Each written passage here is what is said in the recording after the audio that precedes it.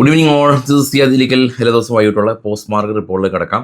അങ്ങനെ മാർക്കറ്റിൽ നിന്ന് പോസിറ്റീവായിട്ട് നിലകൊണ്ടു. സെൻസെക്സ് ഇൻഡെക്സ് വേറെയാണ് ഉണ്ടായിരുന്നത്. ഏറെ നാളുകളായിട്ട് നമ്മുടെ IT ഓഹരികളെല്ലാം തന്നെ ശക്തമായിട്ടുള്ള GDവിലാണ് ഉണ്ടായിരുന്നത്. അപ്പോൾ ഇന്ന് ചെറിയ തോതിൽ തിരിച്ചു വന്നു, വലിയ തോതിലല്ല, ചെറിയ തോതിൽ IT സ്റ്റോക്കുകളിലെല്ലാം തന്നെ ഒരു ഫ്രഷ് ബൈയിങ് കണ്ടു. എസ്പെഷ്യലി ഇൻഫോസിസ് എല്ലാം തന്നെ 5.64% റാലി രേഖപ്പെടുത്തി.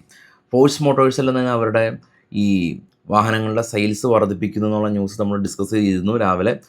ഫോഴ്സ് മോട്ടോഴ്സ് ഏകദേശം 6% റാലി രേഖപ്പെടുത്തി. ഗ്ലോബൽ മാർക്കറ്റ് കണ്ടുവരാം. ടോപ്പിൽ ഗോൾഡ് 4060, സിൽവർ $60, ബിറ്റ് കോയിൻ 61,000 തിരിച്ച് കയറി 2700 പോയിൻറ്റ് കയറി. ബ്രൻ്റ് ഓയിൽ 70 ഇടിഞ്ഞു. നാച്ചുറൽ ഗ്യാസും ഇടിഞ്ഞു. ഏറ്റവും താഴേക്ക് പോവുകയാണെങ്കിൽ 3 യൂറോപ്യൻ മാർക്കറ്റും പ്ലസ് ആണ്. ഏഷ്യൻ മാർക്കറ്റിൽ ജപ്പാനും കുറേയും ഇടിവ് രേഖപ്പെടുത്തി. കുറേ കാണാം, 7% ഇടിഞ്ഞു. ഇന്ത്യ വിക്സ് ക്രാഷ് ചെയ്ത് 12 പ്രീമിയം എല്ലാം തന്നെ വളരെ കുറവാണ് ഇപ്പോൾ ഉള്ളത്. അപ്പോൾ ഇനിയിപ്പോൾ സെല്ലേഴ്സ് സൂക്ഷിക്കുക. കാരണം പ്രീമിയം വളരെ കുറഞ്ഞ സാഹചര്യത്തിൽ അഗ്രസീവ് സെല്ല് ചെയ്യുന്ന സമയത്ത് മാർക്കറ്റ് എഗെയിൻസ്റ്റ് പോകുമ്പോൾ വലിയ പ്രശ്നങ്ങൾക്ക് കാരണമാവും. ബയേഴ്സിന് ഒട്ടും എക്സ്പെൻസീവ് അല്ലാത്ത രീതിയിൽ ഇപ്പോൾ കോൺട്രാക്റ്റുകൾ ലഭ്യമാകും. പ്രീമിയം കുറയും. സ്വാഭാവികമായിട്ടും പെർ കോൺട്രാക്റ്റിൻ്റെ ബൈയിങ് പ്രൈസ് താഴേക്ക് വന്നിട്ടുണ്ടെന്നുള്ള ഒരു കാര്യമാണുള്ളത്.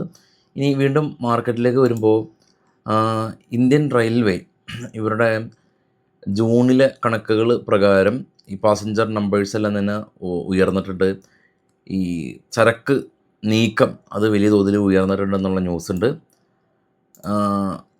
ഈ ഇറാൻ ഇഷ്യൂസിലേക്ക് വരാണെങ്കിൽ പ്രത്യേകിച്ച് ഡെവലപ്മെൻറ്റ്സും തന്നെ വന്നിട്ടില്ല. സ്റ്റിൽ ഓൺ ഗോയിങ് ആയിട്ട് നിൽക്കുകയാണ്. നാളെ വെള്ളിയാഴ്ച ദിവസം അപ്പോൾ മാർക്കറ്റ് 24,000 മുകളിൽ സസ്റ്റെയിൻ ചെയ്ത് നിന്നു. ശക്തമായിട്ട് തന്നെ സസ്റ്റെയിൻ ചെയ്ത് നിന്നു. ഇന്ന് അത്ര വോളറ്റിലിറ്റി നമുക്ക് കിട്ടിയില്ല. കുറച്ച് സ്റ്റോക്കുകളുടെ കുറച്ച് വാർത്തകൾക്ക് പോകാം. ഇത് ബൈസൽ റെക്കമെൻഡേഷൻ അല്ല. അപ്പോൾ ലോകത്തിൻ്റെ ഏത് കോണിൽ ഇരുന്ന് വേണമെങ്കിലും സ്റ്റോക്ക് മാർക്കറ്റ് കുറഞ്ഞ ഫീസിൽ പഠിക്കാം. അല്ലെങ്കിൽ നമ്മുടെ കൊച്ചി, കോഴിക്കോട് ഓഫീസുകളിൽ വന്ന് പഠിക്കാം. ഫസ്റ്റ് കമ്പനിയിൽ നമ്പറുണ്ട്, കോൺടാക്റ്റ് ചെയ്യാം. സ്റ്റോക്കിൻ്റെ ന്യൂസിൽ ആദ്യം യുണൈറ്റഡ് ഡ്രിൽ കമ്പനിയാണ്. പുതിയ ഓർഡർ കിട്ടി 4 കോടി രൂപയുടെ.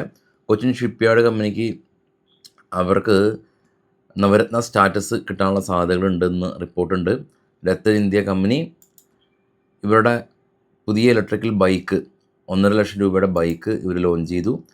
ആസ്റ്റർ കമ്പനി ഇവരെ സംബന്ധിച്ചുള്ള ന്യൂസ് ഉള്ളത്, ആസ്റ്റർ കമ്പനി എവർകെയർ എന്ന് പറഞ്ഞൊരു കമ്പനീനെ അക്വയർ ചെയ്യുന്നു എന്നുള്ള ന്യൂസ് ഉണ്ട്. മെർജ് ചെയ്യുന്നു എന്നുള്ള ന്യൂസ്. ക്രോംപ്റ്റൺ ഗ്രേവ്സ് കമ്പനി പുതിയ ഓർഡർ കിട്ടി 30 കോടി രൂപയുടെ. കർണക്സ് മൈക്രോ സിസ്റ്റം കമ്പനി ഇവർ കവച് വേർഷൻ പുതിയതായിട്ട് ലോഞ്ച് ചെയ്യുന്നു സെൻട്രൽ റെയിൽവേക്ക് വേണ്ടിയിട്ട്.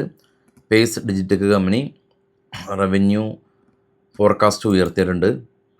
ബാസാർ സ്റ്റൈൽ റീറ്റെയിൽ കമ്പനി റവന്യൂ ഫോർകാസ്റ്റ് ഉയർത്തി. TVS മോട്ടേഴ്സ് കമ്പനി പുതിയ അവരുടെ കലിസ്റ്റോ 110 സ്കൂട്ടർ ലോഞ്ച് ചെയ്തു എന്നുള്ള ന്യൂസ് ഉണ്ട്.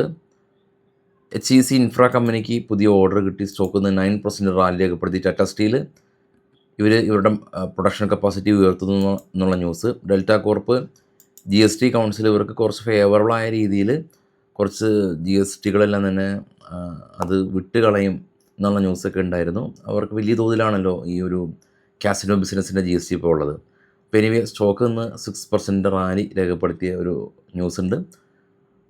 രാവിലെ പരമാവധി വരാൻ ശ്രമിക്കാം. നല്ല കോൾഡ് ഉണ്ട്. അപ്പോൾ വന്നില്ലെങ്കിൽ ഞാനൊരു മെസ്സേജ് ഇടാം. Thank you all.